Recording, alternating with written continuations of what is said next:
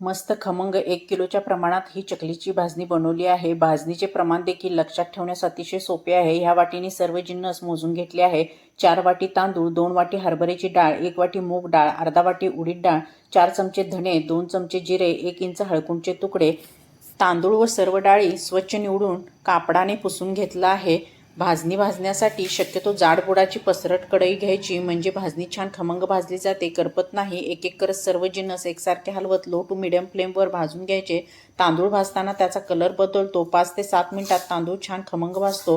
डाळी भाजताना त्याचा खमंग वास सुटतो। तसेच धणे व जिरे चांगले 2 मिनिटे परतून घ्यायचे।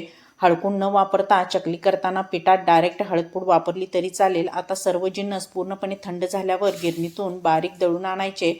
भाजणी छान खमंग झाली आहे, मस्त सुवास सुटला आहे। ही भाजणी हवाबंद डब्यात बरेच महिने छान टिकते। या पद्धतीने ही भाजणी नक्की करून पहा।